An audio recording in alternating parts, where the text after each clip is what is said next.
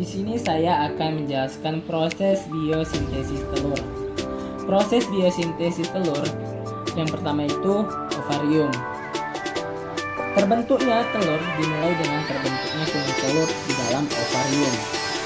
Sel telur yang dihasilkan di dalam ovarium ini jumlahnya mencapai ribuan dalam berbagai ukuran.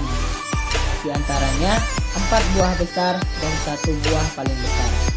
Sel telur yang paling besar berwarna keputihan yang disebut folikel.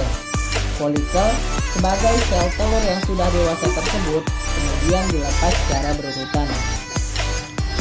Setelah dari ovarium masuk ke dalam infundibulum.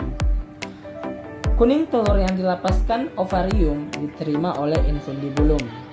Di dalam infundibulum, kuning telur tinggal selama 15-20 menit saja tanpa adanya penambahan unsur lain. Selama waktu tersebut, dimungkinkan terjadinya pembuahan karena spermatozoid tersimpan pada daerah glandula spermatik yaitu pada zona radiata dan lapisan perivitelin dari leher infundibulum. Dari infundibulum, kuning telur mengalami penetrasi ke magnum dan kuning telur berada di bagian ini selama 3,5 jam. Selama waktu tersebut, maka kuning telur terbungkus oleh putih telur.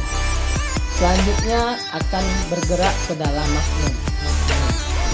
Pada saat kuning telur berada di dalam magnum terjadi penambahan unsur lain berupa putih telur yang terdiri atas 88% air dan 11 protein atau 90% bahan kering atau kurang lebih 4 gram protein per telur, mineral 6% bahan kering, glukosa bebas 3,5% bahan kering, dan sama sekali tidak terdapat lipida di dalam magnum. Kuning telur tinggal selama 3 jam baru masuk ke dalam ismus atau disebut dengan sintesis membran kerabang.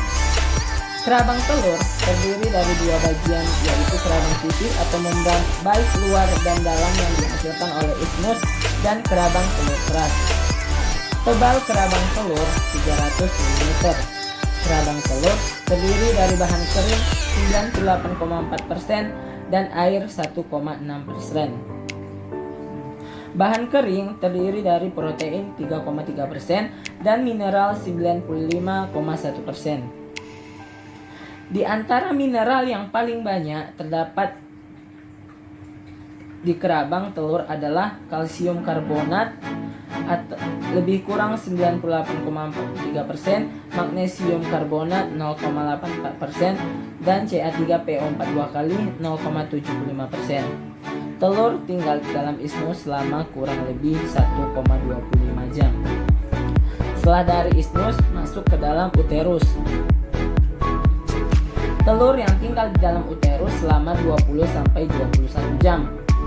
Di dalam uterus inilah telur disempurnakan hingga mendapat cairan putih yang tipis melalui membran secara difusi dan terbungkus oleh bahan keras yang disebut kerabang. Setelah itu masuk ke dalam kloaka. Telur yang sudah disempurnakan dikeluarkan melalui kloaka. Rongga udara telur terbentuk di luar tubuh ayam, yakni 1-2 jam setelah telur tersebut dikeluarkan. Hal ini terjadi karena adanya perubahan temperatur. Sekian yang dapat saya sampaikan. Apabila ada kesalahan atau ada yang kurang, saya mohon maaf. Assalamualaikum warahmatullahi wabarakatuh.